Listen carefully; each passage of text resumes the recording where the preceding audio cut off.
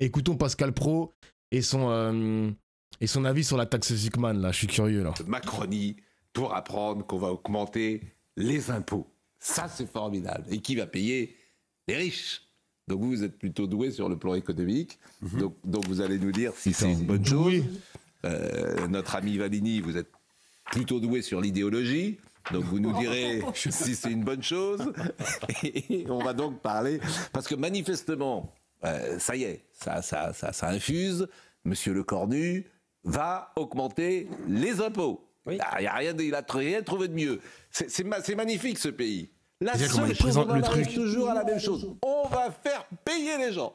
C'est extraordinaire. Les riches. Mais pas n'importe qui. Les riches, ça le crétin, va. Les gens. Les riches. Oui. Pas tous les gens.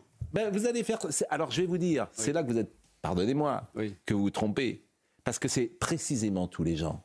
Parce qu'avec le dispositif qui va être mis en place, c'est pas les riches qui seront les plus impactés. Les très riches. Mais non, justement. C'est ceux qui ne pourront plus bénéficier peut-être de ceux qui seront partis. Mais je sais que c'est compliqué parfois à comprendre.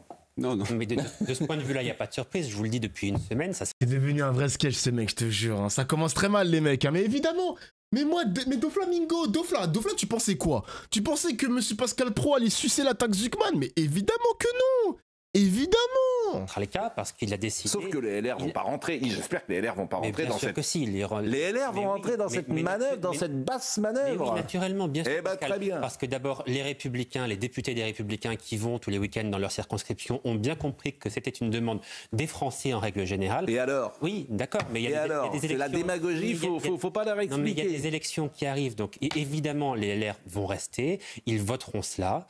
Je vous le dis depuis une semaine. Pourquoi? Parce que c'est logique. Parce que dans la mesure où on a immédiatement compris que Sébastien Lecornu allait négocier un pacte de non-censure avec les socialistes, on a immédiatement compris que la mesure symbolique, la victoire symbolique pour les socialistes, ce serait de faire voter cette taxe sur les plus riches. Donc c'était acquis dès le départ. Monsieur Zuckman, que personne ne connaissait, qui est un professeur d'université qui n'a même pas eu, je crois, qui n'a même pas été reçu aux États-Unis, il avait candidaté, on ne l'a même pas pris. Ce monsieur fait aujourd'hui tous les plateaux de télévision. Il est reçu en majesté, sans jamais être contraint, et c'est lui qui va imposer cela aux Français. Alors, en tout cas, ce que vous appelez les plus riches. Ah ouais, putain. Wesh. Ah ouais, comment il est en train de détruire Zuckman. Il a rien demandé, le poteau. Mais ce mec est malade. Je vous donnerai quelques Comment arguments. il le J'espère que vous serez discrédite, je te convaincus. jure. Regardez le sujet de Chloé Tarka. 20 milliards d'euros par an, c'est la promesse affichée de la taxe Zuckman qui continue de diviser. Invité sur France Inter, le gouverneur de la Banque de France met en garde. La seule prudence à laquelle j'invite, c'est que notre débat public rêve périodiquement de solutions fiscales qui seraient faciles, qui ne peseraient en rien sur l'économie, indolores et qui résoudraient notre problème. Ça n'existe jamais. Hein, c'est vrai pour la taxe Zuckman qui honnêtement pénaliserait très fortement la base de notre prospérité que sont nos plus belles entreprises d'aujourd'hui ou de demain. Un avis partagé par le patronat. Mais je capte pas le délire. Macron, c'est lui qui a... C'est Macron même qui a démarché Zuckman pour lui demander de créer une sorte de taxe sur les grandes fortunes, etc. Zuckman, il a peaufiné son dossier, il l'a soumis à Macron... Ça a été soumis à l'Assemblée nationale, ça a été voté pour au final 49.3 supprimer la taxe Zuckman. Je comprends pas comment fonctionne ce pays, je comprends pas gros. Alors que le MEDEF menace d'une grande mobilisation. Reçu à Matignon, le président de la CPME est ferme. Taxer les entrepreneurs sur la valeur de leur entreprise, c'est une ligne rouge. Et ça, on ne laissera pas passer. De son côté, le ministre démissionnaire Laurent Saint-Martin appelle à un compromis. L'écart de revenus et de patrimoine, notamment depuis les crises, s'est aggravé. Et donc, il y a un dialogue exigeant, mais d'intérêt, notamment avec le Parti socialiste là-dessus, c'est une bonne chose. Demain, Sébastien Lecornu recevra les représentants du PS, des écologistes, des communistes, mais aussi du RN. Objectif, tracer une voie pour le budget 2026 et clarifier le sort de la taxe Zuckman, à laquelle le Premier ministre reste très hostile. Bon, Éric Revel, on a toujours mis en la taxe Glucksmann dehors des impôts pour... Ah là là là, j'aime pas ce narratif les amis, hein. Ce narratif comme quoi faut protéger les puissants alors que c'est eux qui nous ont mis dans le baba avec l'inflation, avec ce qui se passe aussi à cause de la mondialisation en quelque sorte, de voir que ces mecs-là Je ne sais pas si foncièrement ils veulent contribuer contribuer de manière exceptionnelle aux finances publiques pour un petit peu, baisser les coûts. Mais de me dire que les politiques défendent ces mecs-là, putain les gars, c'est tellement un discours insupportable. Je vous jure que c'est insupportable les mecs, hein, c'est insupportable. C'est pour ça que là en ce moment on est en plein arc international réactionnaire avec l'anti-migration, anti-islam, anti je sais pas quoi, anti-tout, anti-noir aussi. Mais le fait que l'anticapitalisme n'est pas un débat central en ce moment, putain je trouve ça tellement triste. En ce moment s'il faut attaquer les patrons, c'est maintenant. C'est maintenant les mecs, c'est maintenant. Ils en ont profité depuis le Covid. Ensuite, il y a eu la guerre en Ukraine. Ensuite, il y a eu l'inflation. Il y a eu des profiteurs de crise de baiser depuis ces dernières années. C'est maintenant que le débat de l'anticapitalisme doit prospérer dans le débat public. C'est maintenant, genre. C'est maintenant. Là, t'as les grands politiques qui défendent le grand patronat. Et maintenant, t'as les journalistes aussi qui vont défendre le grand patronat. Ça me rend dingue. Ça me rend dingue, les mecs. Putain. Les propriétaires d'entreprises, on a en dehors des impôts, si j'ai bien compris, l'entreprise. On taxait l'entreprise, mais elle n'était pas dans l'assiette. Bon. Si ça marchait, si c'était efficace... Les antiquités aussi, hein. Voilà. On les avait sortis à l'époque de l'ISF. Bah oui, évidemment, monsieur Fabius, à ce moment-là, son père était antiquaire. Voilà. Bah oui. C'était pour ça. Bah oui. Donc c'était ça, c'est ça les socialistes. Oui. C'est les petits avantages entre amis. Non, mais je ne peux pas vous dire autre chose. C'est exactement ça. Vous souriez, mais c'est vrai. Bah oui. C'est vrai ou pas ? Bah si. C'est vrai que les antiquaires ont été exemptés. Et pourquoi ? Et les œuvres d'art. Les œuvres d'art. Et pourquoi ? Les œuvres d'art. Parce que ça faisait partie du patrimoine de la France. Monsieur Fabius. Bon, alors, je veux dire... Non, mais écoutez, j'y peux rien. Alors, vous souriez. Les raccourcis dans le narratif, simple putain. Sur le papier, c'est 2% au-dessus de 100 millions d'euros. 2% au-dessus de 100 millions d'euros de fortune ou de patrimoine. Alors le sujet, il est majeur, Pascal. C'est que une entreprise peut être valorisée. Et l'exemple de Mistral, et vous avez vu Éric Coquerel comment il s'est pris les pieds dans le tapis, le président LFI de la Commission des Finances. Une entreprise qui est valorisée plusieurs milliards d'euros, ça ne veut pas dire du tout que ses dirigeants sont en capacité de payer cette taxe Zuckman. Pourquoi ? Dans l'exemple de Mistral, qui est l'IA à la française, cette entreprise est valorisée entre 12 et 14 milliards d'euros. Mais eux, ils ne se payent que quelques centaines de milliers d'euros par an. Si vous imposez 2% sur les 14 milliards, ou 12 milliards, ou 10 milliards, en gros, ils devront payer 250 millions d'euros. Mais donc ils ne pourront vendre. Eh ben voilà. En fait, ils vont faire rentrer dans leur capital, en vendant des actions, de quoi payer. Et en fait, voilà comment on vend des entreprises, notamment dans la tech, à l'étranger. Je ne vous ai pas convaincu, Gilles William. Mon explication n'était pas claire. Non, c'est pas du tout ça. C'est très clair. Ah, mais c'est pas du tout ça. C'est pour ça que le gouverneur dit les entreprises actuelles et les futures. Mais Parce que toutes les start-up françaises et les licornes sont potentiellement impactées par cette taxe qui va faire fuir les entreprises de tech françaises.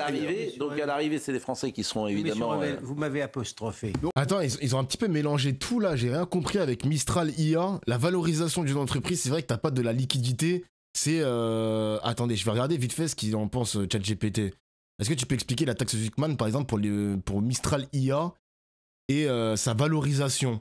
Je vais voir ce qu'il va me répondre. Oh non, mais gentiment, parce que bonne soirée, Lionel. des gros yeux, je me suis dit, je n'ai pas été clair. Assez grossièrement, j'ai trouvé. Il a débunk le cas Mistral. Vous m'avez écouté. Notre seul plaisir de cette taxe, c'est d'avoir écouté Michel Sarr. Non mais frérot, parler de la taxe Zuckman, il y a zéro économiste chez Pascal Pro, c'est tellement ridicule.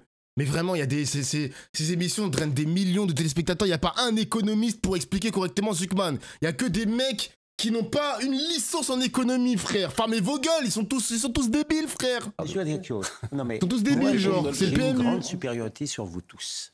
Intellectuel. Bien sûr. Je n'y connais rien. Mais j'ai de l'instinct. J'ai de l'instinct.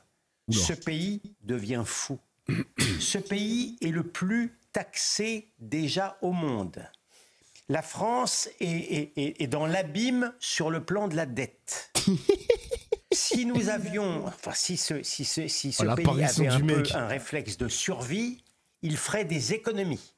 Au lieu de faire des économies, ils augmentent encore les impôts.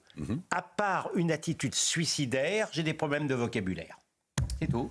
Monsieur Vallini, la parole est à la Défense. Moi, je suis plutôt d'accord avec Éric Revel. Il faut sortir l'outil de travail de cet impôt. C'est ce qu'avait fait Mitterrand en 81 avec l'impôt sur les grandes fortunes. Ce que Rocard a fait en 88 quand il a été nommé Premier ministre. Comment ? Ah bah tout va bien. Il faut sortir l'outil de travail. Donc vous n'êtes pas favorable à la taxe Zuxman. Pas telle qu'elle est présentée, non. Parce que ça va pénaliser l'économie. Et le Premier ministre, il est sur quelle ligne ? On verra bien, mais a priori, de ce que je comprends, effectivement, l'outil de travail sera plutôt sorti. Quoi, le risque que tu m'as envoyé là ? Ça change les choses. Ah oui. Donc là, l'exemple que donne Eric... Oui, ça sera, a priori, ça ne sera pas la taxe Zuckman telle qu'elle est présentée par M. Zuckman. On verra. Alors que je comprends, les arbitrages sont pas rendus. Elle serait peut-être retoquée par le Conseil constitutionnel. Ça avait été le cas en 2012, déjà pour une taxe à 75%. Donc elle pourrait aussi être retoquée. Laurent Saint-Martin nous écoute régulièrement. Et du coup, il prend nos éléments de langage. Et là, je ne suis pas forcément d'accord. Écoutez. Si on reste dans le dogmatisme de part et d'autre, on n'aura pas de compromis. Donc il faut changer de logiciel, c'est un copyright de l'heure des pros. Oh, putain. Si vraiment, on va vraiment... C'est quoi ces conneries, frère ? changer complètement le logiciel. Oui, l'écart de revenus et de patrimoine, notamment depuis les crises, s'est aggravé. Et donc, il y a un dialogue exigeant, mais d'intérêt, notamment avec le Parti socialiste là-dessus, c'est une bonne chose. Donc oui, il faut une taxation pour vous. Vous le reconnaissez. Avançons sur la fiscalité des hauts patrimoines. Vous savez, quand j'étais ministre du Budget, il y a un an... À 8 minutes la vidéo. Ce qui s'appelait la contribution différenciée sur les hauts revenus. En gros, c'était empêcher l'optimisation fiscale trop importante sur les très hauts revenus. Vous vous souvenez ? On peut le faire, par exemple, sur les très hauts patrimoines. Bon, et puis ce qui est intéressant de voir également, c'est la position de Marine Le Pen. Parce que sur ce plan-là, je trouve que ça tangue un peu. C'est-à-dire qu'on a le sentiment que Mme Le Pen veut taxer les riches. Nous sommes d'accord.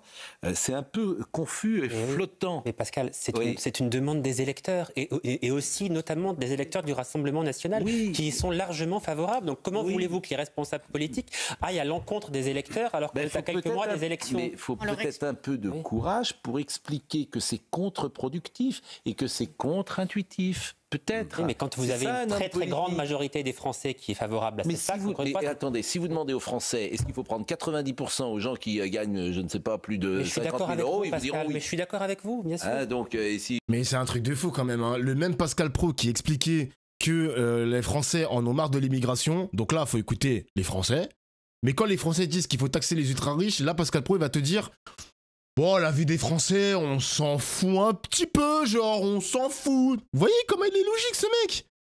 Est-ce que vous voyez comment il est illogique, ce gros bâtard ? Putain, mais c'est grave quand même. Hein. Les footballeurs, est-ce qu'ils sont trop payés ? Oui. Les artistes, est-ce qu'ils sont trop payés ? Oui, etc. La malhonnêteté du mec. Hein. Toujours. Mais c'est justement... La malhonnêteté du gars. Il y a un point un peu technocratique qu'a expliqué Laurent Saint-Martin qui est indéniable, c'est que les revenus, les salaires n'ont pas suivi l'enrichissement après la crise du capital, notamment du capital financier. C'est indéniable. C'est indéniable. Mais maintenant, je veux dire, la position de Marine Le Pen, vous avez raison, j'ai cru comprendre qu'elle voulait rétablir un impôt sur la fortune financière, sur le capital. Financière, oui. Aujourd'hui, en dépit de ce qu'on dit, ce que parfois la gauche dit, c'est que l'impôt sur la fortune, il n'a pas été supprimé. Il a été supprimé en partie. Oui. Il existe toujours l'IFI, c'est-à-dire l'impôt sur la fortune immobilière.